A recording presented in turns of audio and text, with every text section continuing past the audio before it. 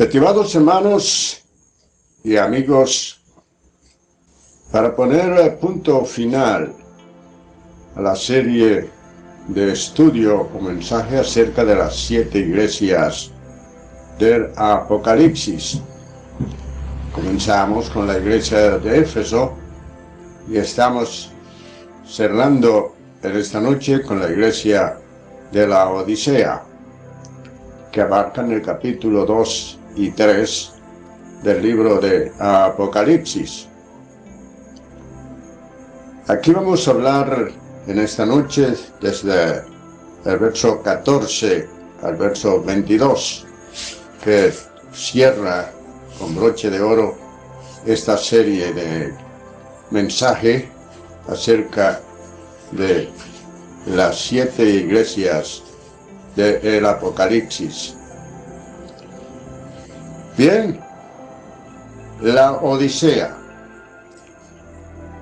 La ciudad de la Odisea fue fundada por Antíoco II del año 261 al 246 a.C. Originalmente era una base militar construida para defender o proteger la frontera norte del reino de Antíoco y fue construida con ese nombre en honor a la esposa de Antíoco llamada la Odisea. La palabra Odisea, según algunos traductores, significa el pueblo del juicio, ya que Laos es pueblo y cuando se habla de está pasando una odisea es porque está pasando por una situación caótica. Entonces la Odisea significa el pueblo del juicio. En esta ciudad, que era una ciudad rica, la más rica de Frigia, esta ciudad estaba ubicada en el valle del río Lico y en aquella zona, en aquella región, pues los ganaderos aprovechaban la fertilidad del valle del río Lico y eso era algo que producía enormes pastos para ganadería. Allí los ganaderos hacían cruce cuidadoso de las ovejas y producían una lana negra, suave y brillante que se comercializaba en gran escala desde la Odisea para toda la región. Además, también eran poseedoras de una escuela de medicina asociada con el templo de Menkarou, que era una deidad falsa, una deidad pagana, asociada con la sanidad. Aquellos maestros de aquella escuela pues producían un ungüento que lo utilizaban para curar enfermedades en los oídos y también producían un colirio para los trastornos visuales, enfermedades de la vista.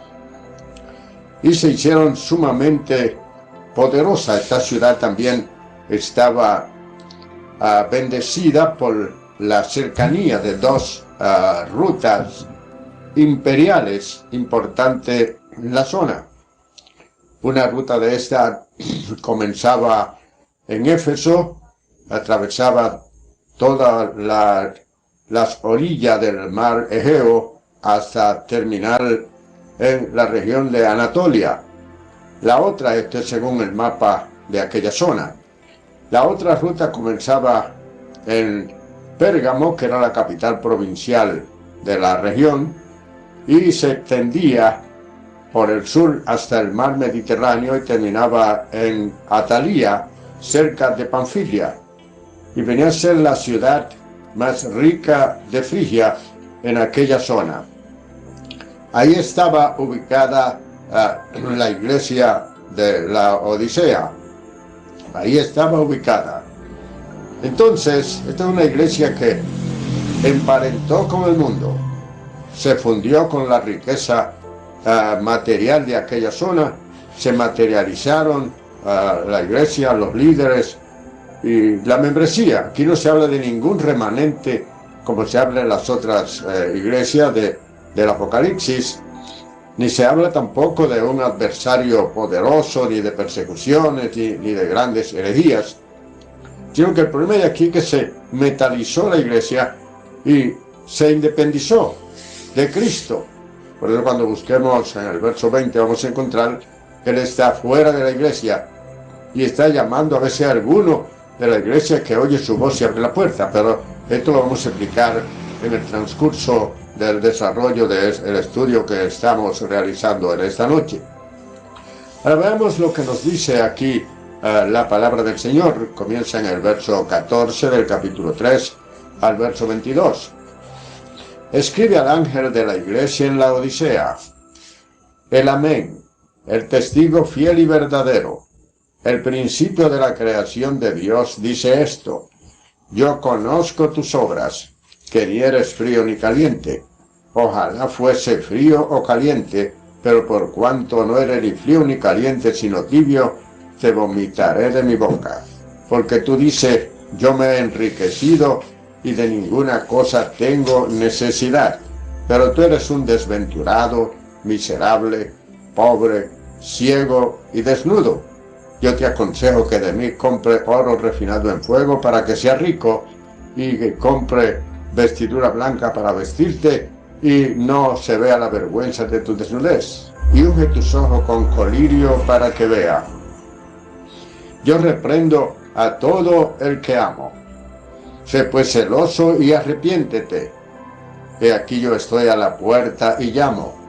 Si alguno oye mi voz y abre la puerta, entraré, cenaré con él y él conmigo. El que venciere, le daré que se siente conmigo en mi trono, como yo he vencido y me he sentado con mi Padre en su trono. El que tiene oído para oír, oiga lo que el Espíritu dice a las iglesias.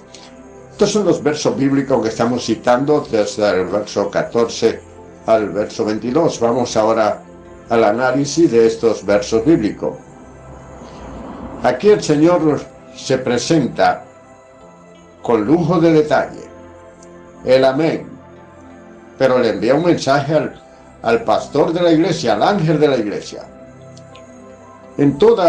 A todas las iglesias el mensaje se les envía al ángel de la iglesia. Es el responsable realmente de la administración de la iglesia, de cómo va la iglesia. Por eso mandan al capítulo 13, verso 17 de la epístola a los Hebreos, donde nos dice allí: obedeced a vuestros pastores y sujetaos a ellos, porque ellos velan por vuestras almas como quienes han de dar cuenta, y para que lo hagan con alegría y no quejándose, porque esto no es provechoso. De manera entonces que, si vamos a dar cuenta, tenemos que ser riguroso, celoso y enérgico en muchas de las cosas que se presentan. No podemos ser blandengue en todas las cosas, sino que hay que poner las cosas bien en claro para el porvenir de la gente que está con nosotros, lo que estamos dirigiendo la obra. Muchas veces nos hacemos demasiado indulgentes por tener iglesia llena de gente, pero el poder de una iglesia, como decía Alejandro Bienvenido Beltrán, mi hermano, no consiste en la mucha gente que tiene, sino en la calidad de la gente que tiene. Eso es lo que es una iglesia poderosa, no la gran cantidad de personas. Decía el doctor Payson: por nada ni por nadie tendré una iglesia de 500 miembros que sean meros adherentes sin haber nacido de nuevo, y que la gente se ría en su barba por no tener testimonio, por no ser ejemplo de la iglesia donde están. Prefiero una iglesia de 5 miembros y no una de 500 donde hay 495 que la gente se les ríe en la barba y ni entran ellos ni dejan entrar a lo que quieran entrar. Entonces, la iglesia de la Odisea estaba por esa vía. Ahora el Señor se presenta aquí como el Amén. El Amén equivale a la palabra, es de la palabra hot emeir en el griego, y esto es una afirmación de que Él cumple todo lo que promete. Cuando Él dice: de cierto os digo, esa es la misma palabra, el Amén, que hablando con rectitud, con seriedad, y que va a cumplir todo lo que promete. Él es el que cumple toda su promesa. El amén, el testigo fiel, el que no se vende para dar un testimonio falso, sino que atestigua con fidelidad, con veracidad y con todo el rigor que demanda la ley. El testigo fiel y verdadero. El principio de la creación de Dios dice esto. Aquí hay mucha confusión desde los tiempos de Arrio, en el siglo III, y también algo que practican los testigos de Jehová en este tiempo y los mormones, y es enseñar que Cristo es la primera criatura de Dios. Y eso lo enseñaba el hereje Arrio en el siglo III de la era cristiana, y fue combatido por los padres de la iglesia y por los teólogos de la iglesia de aquel entonces. Y es una mala interpretación y un desconocimiento de lo que dice la palabra en el original. Para primer ser creado se usa la palabra griega yeprotetisí, significa primer ser creado, pero en el original griego no aparece esta palabra, sino que aparece la palabra que alge tetiseo tuseu, que quiere decir alge o fuente de donde emana la creación. Cristo es el arge, Cristo es de donde emana la creación de Dios, porque todo fue hecho por medio de Él y para Él.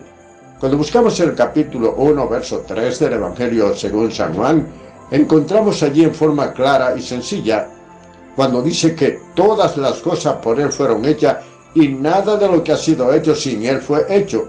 O lo que dice Colosenses ya en el capítulo 1 y verso 15, que Él es la imagen del Dios invisible y que todas las cosas fueron hechas por medio de Él y para Él.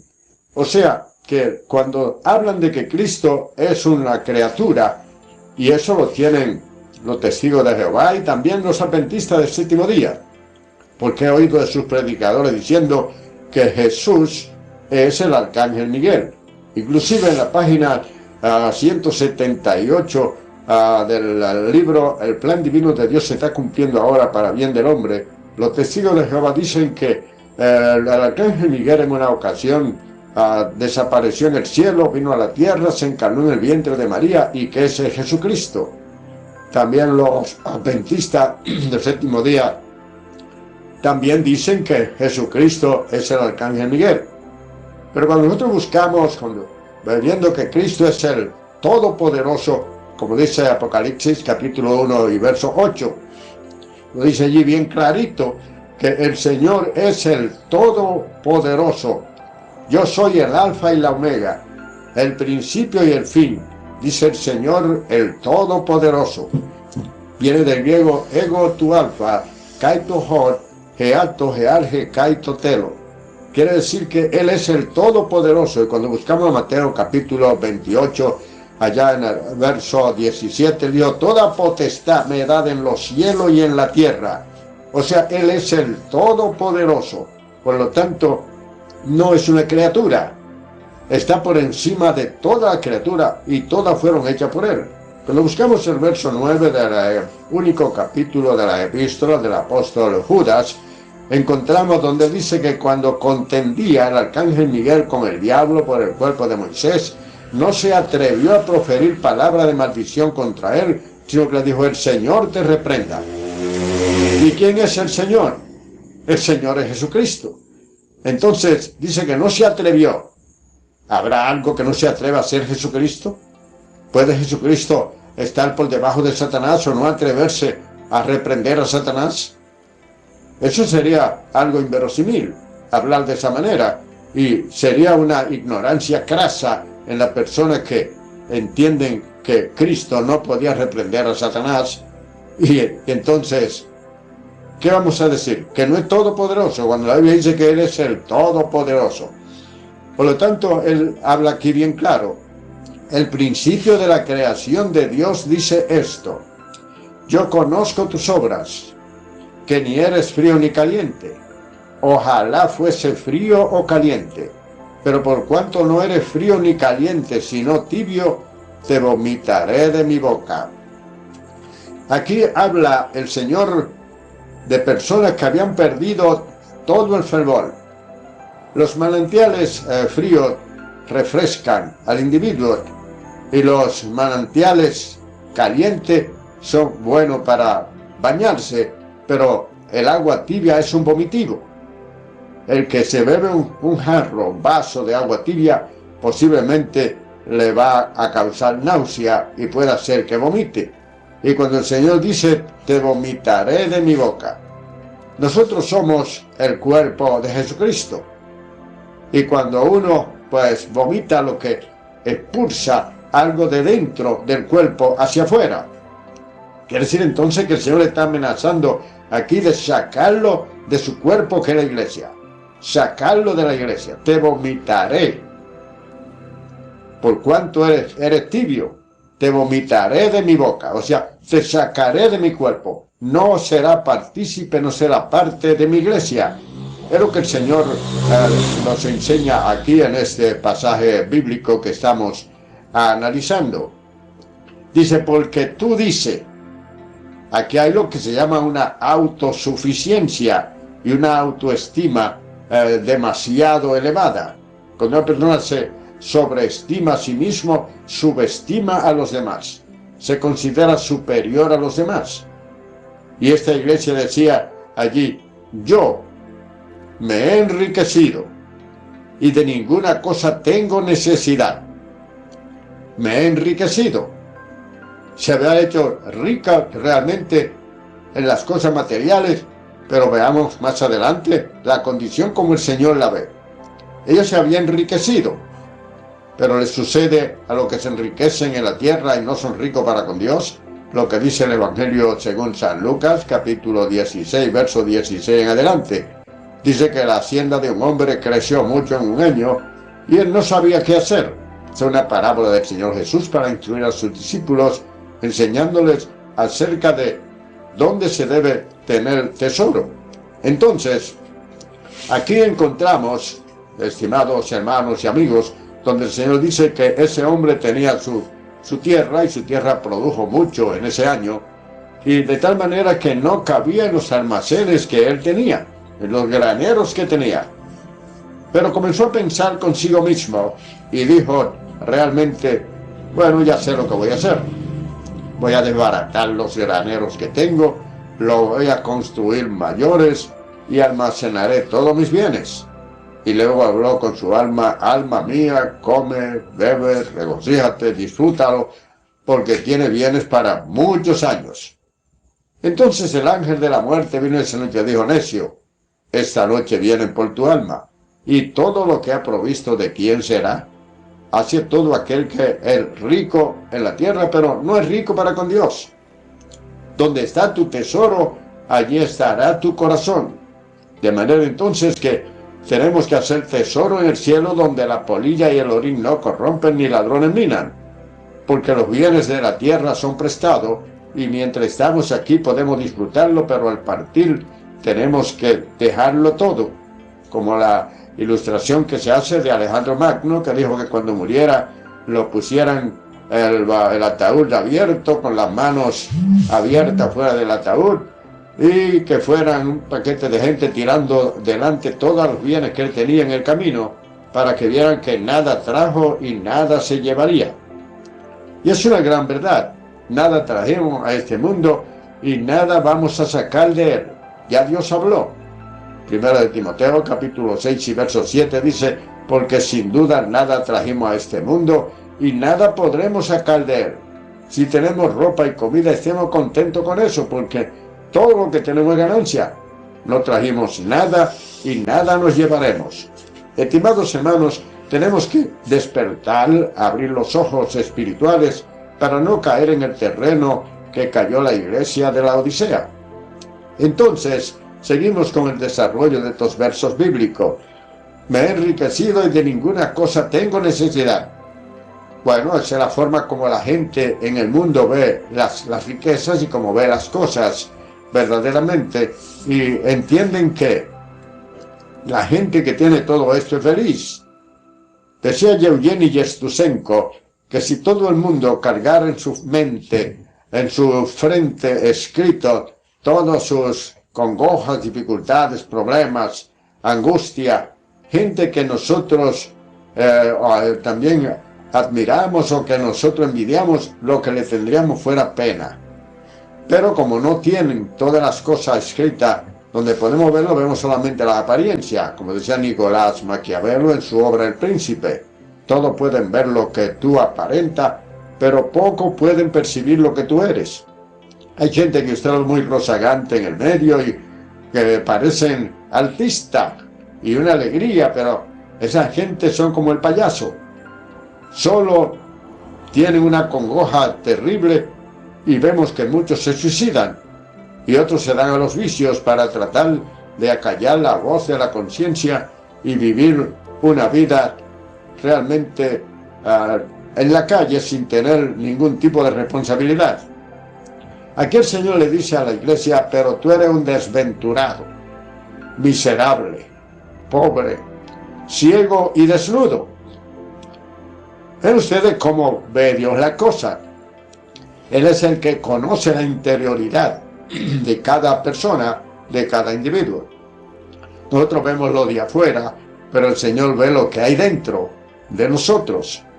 Esta iglesia se tenía como una iglesia autosuficiente, una iglesia por encima de los demás, pero y muy rica. Tenía todos los bienes materiales, pero el Señor la ve aquí como una desventurada, miserable, pobre, ciega y desnuda. Es de una condición deplorable, es una pobreza abyecta. Lo que le llaman a esa pobreza tocho, que es una pobreza donde no hay nada, despojado de todos los bienes. Entonces, ven ustedes que no es como nosotros veamos las cosas, sino como Dios la ve. Porque usted ve con los ojos de la carne, pero Dios ve con el Espíritu y puede ver lo que hay dentro de cada uno de nosotros. Por eso la cuenta de cada cristiano debe ser para con Dios. Y nunca debe ser de apariencia, ni buscar gloria personal, ni alabanza, ni reconocimiento. El único que debe ser reconocido en nuestros ministerios es Jesucristo. No nosotros, sino Él. Gran cosa si no conocen a nosotros. Es a Él a quien tienen que conocer. El mismo Cristo dijo: que te conozcan a ti, al único Dios verdadero, y a Jesucristo a quien has enviado. Es ahí donde está el meollo del asunto, cuando realmente nosotros aprendemos a buscar el conocimiento de Dios y buscar que la gente conozca a Dios, no que nos conozcan a nosotros, porque caemos en un laberinto del cual quizá no podemos salir.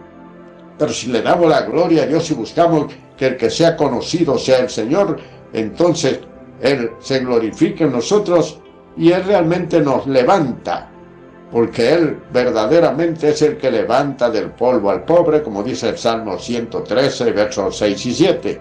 Él levanta del polvo al pobre y al menesteroso alza del muladar para hacerlo sentarse con los príncipes de su pueblo. Eso es lo que Él hace. Levanta a uno de la miseria en que uno vivía en el pecado en el mundo y lo lleva a sentarse en su trono de gloria junto de Él, como lo vamos a ver más adelante, a medida que desarrollamos estos versos bíblicos que estamos analizando en esta hora.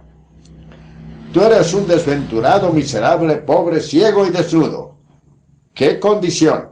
Así estaba la iglesia, pero ellos creían que estaban bien, vivían en opulencia, con todos los problemas económicos resueltos, con relación con la gente de la ciudad. Se habían confundido con la gente de la ciudad y habían perdido la espiritualidad en su totalidad. Ahora el Señor dice: pero yo te aconsejo que compre de mí oro refinado en fuego para que seas rico. Viene de la palabra griega ina pleitheisei. Así no se escribe pleitheisei, ina con H, ina pleitheisei. Yo te aconsejo. Aquí el Señor lo que le está llamando a ella una reconciliación con Dios. No le está amenazando con un juicio. Yo te aconsejo. Yo te oriento. Te estoy diciendo tu condición para que despierte y sienta la necesidad de volver a reconciliarte conmigo. Yo te aconsejo que de mí compre oro refinado. en fuego. Cuando el oro está acabado de sacar del crisol, no tiene ningún tipo de aleación de metales, está puro y no tiene ningún deterioro. Pero es un oro celestial. El oro de aquí de la tierra, todo pasará y todo puede perderse, pero el del cielo es eterno, es creado por el Señor, hecho por el Señor y tiene la eternidad junto con aquellos que reciban esta bendición. Entonces aquí el Señor dice, yo te aconsejo que de mí, es del Señor, no es de ninguna religión ni de ninguna secta religiosa, es de nuestro Señor Jesucristo y su santo evangelio, que no es religión, porque la Biblia no es religión, la Biblia es palabra de Dios. La religión significa simplemente religar, o volver a ligar. Pero el hombre es religioso desde el principio. Cuando el hombre y la mujer pecaron en el huerto del Edén, usaron inmediatamente cubrirse con hoja de higuera. Esa es la religión que lleva a la gente de querer cubrir su pecado con cosas materiales, que solamente cubierto por la sangre de Jesucristo, como dice Primera de Juan, allá en el capítulo 1, verso 7. Si andamos en luz como Él está en luz, tenemos comunión los unos para con los otros, y la sangre de Jesucristo, su Hijo, nos limpia de todo pecado. Nosotros hemos sido redimidos por esa sangre. Primera de Pedro, capítulo 1, verso 18, dice, así como aquel que os llamó es santo, sé también vosotros santos en toda vuestra manera de vivir, porque escrito está, sé santo porque yo soy santo, sabiendo que fuiste rescatado de vuestra vana manera de vivir, no con oro o plata o cosa corruptible, sino con la sangre preciosa de Jesucristo, como la de un cordero, sin mancha y sin contaminación. Ese es el precio que se pagó para que nosotros seamos limpios. Esta iglesia que se deslizó con el mundo y se emparentó con el mundo y llegó a tener en el mundo un liberalismo fatal. Ahora el Señor tiene que venir hacia ella y le está dando una oportunidad, que de mí compre oro refinado en fuego para que sea rico. La riqueza espiritual, que es la que permanece. Dice más, y compra vestidura blanca para vestirte, para que no se descubra la vergüenza de tu desnudez. Aquí el Señor habla de que ellos estarán desnudos para la segunda venida de Cristo. Cuando Él aparezca, estarían desnudos y no podrían entrar realmente así al reino de Dios. Vestimenta, que habla de la vestimenta de justicia, como dice Eclesiastés capítulo 9 verso 8. Sean blancos tu vestido en todo tiempo y nunca falte ungüento sobre tu cabeza. Pero esto habla de la justicia, habla de la paz, habla de la santidad, habla de la pureza. Y solamente se adquiere eso cuando estamos adheridos a Cristo. Ningún ser humano puede lograr esto por sí mismo. Esto solamente se puede lograr si nos adherimos al Señor. Entonces de Él es que recibimos esta iluminación y esta blancura espiritual, la recibimos, esta vestimenta espiritual de santidad, la recibimos solamente cuando estamos en contacto directo con el Señor. Eso el Señor le dice aquí a ellos que deben comprar de Él vestidura blanca, de justicia, de santidad, que ellos habían abandonado. Y estaban desnudos, aunque muy bien vestidos, ya que allí con la lana negra, es un contraste, vestidura blanca es un contraste con la lana negra y brillante y suave que se comercializaba allí, de la cual se hacían abrigos costosos y que eran famosos en toda la región. Ahora el Señor aquí le habla a ellos de vestidura blanca. Estaba muy vestido con la lana escogida de aquellas ovejas de la Odisea. Y en aquel mercado enorme que había, el Señor dice, yo te digo que compre. La palabra comprar, del griego agorasai, dice al doctor Luis Calvañosa, quien estudió este libro en la gramática griega, él dice que esto es el aoristo conjuntivo, voz activa de agorazo, de donde viene el término agora, que se traduce mercado. Comprar, cuando se habla de agoramor, eso es un mercado. Agoramor es un mercado, porque agora es mercado, agorazo, comprar en el mercado. Pero el Señor habla en Isaías capítulo 55 y verso 1, donde dice: venid todos los sedientos a las aguas y comprad sin dinero y sin precio. Aquí hay un asunto de fe. Es venir con la condición, la necesidad de buscar verdaderamente el camino del Señor. Entonces gratuitamente todo esto viene a redundar en nuestro beneficio. El Señor le dice: y compra colirio para que unja tus ojos para que vea. Ellos estaban ciegos espiritualmente.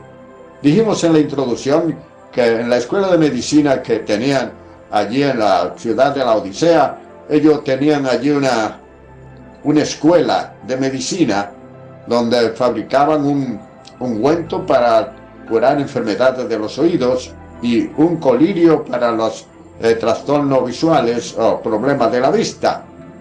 Y se hizo muy famoso. Ahora, pero eso era para curar la vista física.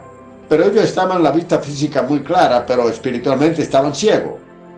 Ahora el Señor le habla aquí a ellos claramente que compren colirio de Él. Aquí habla de discernimiento espiritual, para poder discernir la condición en que estaban.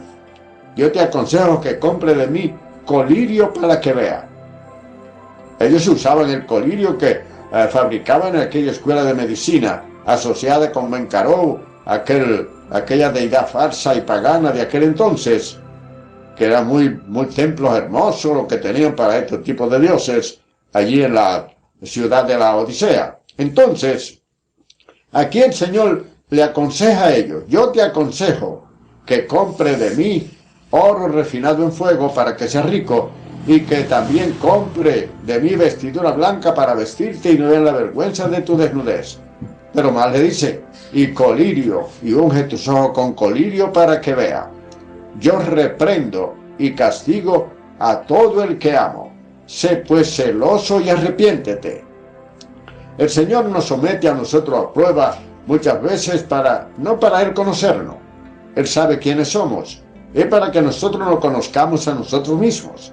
Porque nosotros muchas veces nos autoengañamos a nosotros mismos y creemos que somos supermanes y que podemos hacer las cosas simplemente basado en nuestra capacidad, en nuestro conocimiento, y eso va alejándonos a nosotros de la dependencia del Señor que tenemos que tener. Y eso fue lo que pasó con esta iglesia. Se independizó del Señor, se hizo rica materialmente y se independizó de Dios. Por eso el Señor le dice a ellos: tú dices que tú eres rica y que de ninguna cosa tienes necesidad, pero delante de mí tú eres desventurada, miserable, pobre, ciega y desnuda. Y yo te aconsejo que compre de mí oro refinado en fuego para que sea rico, y vestidura blanca para vestirte y no descubran la vergüenza de tu desnudez, y unge tus ojos con colirio para que vea. Yo castigo, azoto, reprendo a todo lo que amo. Sé pues celoso y arrepiéntete. Y en el verso 20, que es el verso que sigue, dice: yo estoy a la puerta y llamo. Si alguno oye mi voz y abre la puerta, entraré, cenaré con él y él conmigo. Aquí tenemos que detenernos y analizar esto. El Señor es el dueño de la iglesia. Sin embargo, Él está ahora aquí afuera y está clamando en la puerta a ver si alguien se anima a venir al encuentro con Él. ¿Habrá alguna iglesia en este tiempo que el Señor, por su forma de ser, su conducta y su forma de adoctrinamiento y la permisividad que ha habido en la iglesia, pues el Señor está afuera y está clamando a ver si hay alguno que abra la puerta de su corazón y de sus oídos y escuche la voz de Dios? Podría darse ese caso de que en este tiempo también hayan iglesias que estén en esa situación. Pero el Señor está llamando a cualquier iglesia de cualquier época que esté en esa situación para que se arrepienta y venga y se asocie con el Señor como en principio. Eso es lo que el Señor dice aquí: estoy a la puerta y llamo. A la puerta, estaba afuera, no estaba dentro de la iglesia. Esto me hace recordar una ilustración que leí una vez de alguien que estaba llorando en la calle, y el Señor se encontró con él y le dijo: hijo, ¿qué te pasa? Dice: no, que me sacaron de aquella iglesia y no me dejan entrar. Dice: no se preocupe, que la iglesia es mía y a mí hace mucho tiempo que me sacaron de ahí y no me dejan entrar tampoco. Qué lástima que haya iglesias que tengan esa situación, donde simplemente hay un entretenimiento de la carne, pero no hay verdaderamente una enseñanza profunda y preparando a la gente para el reino. Están preparando a la gente para vivir solamente el momento, pero no preparándola para el futuro, de lo que viene, de lo que se avecina, y que quizá muy pronto tengamos eso encima de nosotros. De acuerdo al cumplimiento profético de la palabra, estamos en el umbral de la segunda venida de Jesucristo. Entonces tenemos que examinarnos nosotros mismos, cada uno, de si verdaderamente el Señor está fuera de nuestros corazones y está tocando a la puerta, llamando para que abramos porque quiere entrar. Cenaré con él y él conmigo. Habla de un momento de camaradería entre el Señor y la persona que se anima a abrir la puerta e invitarlo a entrar. El Señor es cortés, el Señor es educado, el Señor es culto, el Señor no entra por la fuerza en ninguna parte. Si usted no le abre la puerta y lo invita a entrar, Él no entrará. Y Él fue quien lo creó. Usted me creó, a mí tiene todo el poder, pero Él respeta el libre albedrío que ha puesto en cada uno de nosotros para que nosotros no le sirvamos como robots o como al Señor, sino como persona pensante y que podemos elegir. Él quiere que lo hagamos por amor, por lo que Él es y merece. No es simplemente por la fuerza. Él puede meter a todo el mundo si quiere, a donde quiera, pero está violando un principio que puso en cada ser humano. Y ese principio es el libre albedrío que tiene la gente de elegir de si sigue o no sigue, si quiere o no quiere, si toma o no toma, agarra o no agarra. Eso es algo que lo tiene que decidir usted mismo, estimado hermano y amigo que me escucha y me ve en esta noche. La última parte, los últimos 2 versos, dice: el que venciere, le daré que se siente conmigo en mi trono, como yo he vencido y me he sentado con mi Padre en su trono. Cuando nosotros buscamos en la palabra del Señor, en una forma bien clara, Mateo capítulo 19, verso 28, encontramos allí donde el Señor le dice a sus discípulos: vosotros sois los que han estado conmigo en mi prueba. Por tanto, yo también le asigno un trono para que, como yo he vencido y me he sentado con mi Padre en su trono, vosotros también os sentéis en trono juzgando a las 12 tribus de Israel. O sea que el Señor dice aquí que va a compartir su trono. Los tronos orientales eran tronos grandes y podía estar sentado el rey y también otra persona al lado en el mismo trono, porque era amplio el asiento. Aquí el Señor dice: me sentaré con él y él se sentará conmigo. No solamente cenará con él conmigo, sino que estará allí para juzgar. También se sentarán en trono. Él dice que los 12 apóstoles, ustedes que han estado conmigo en mi prueba, yo también le asigno tronos para que se sienten y juzguen a las 12 tribus de Israel. O sea, los apóstoles serán los jueces en el día del juicio de los judíos que no creyeron en Cristo, porque los apóstoles eran judíos. Entonces, ellos van a juzgar a los que no creyeron. Ustedes que han estado conmigo en mi prueba, ustedes realmente le asigno trono para que se sienten y juzguen a las 12 tribus de Israel. El que tiene oído para oír, oiga lo que el Espíritu dice a las iglesias. Hay mucha gente que tiene oído y no oye, como dice Isaías ya en el capítulo 6, versos 9 al 10.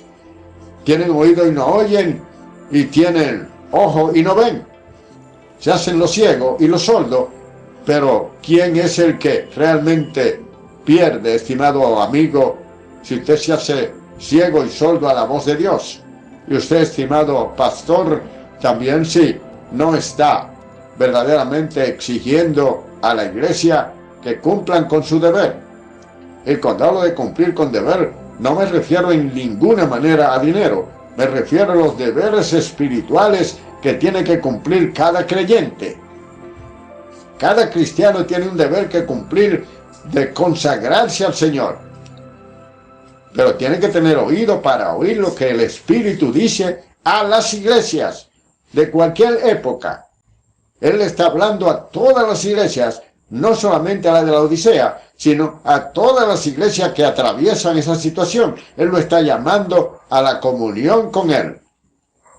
Eso es lo que Él hace con cada uno de nosotros.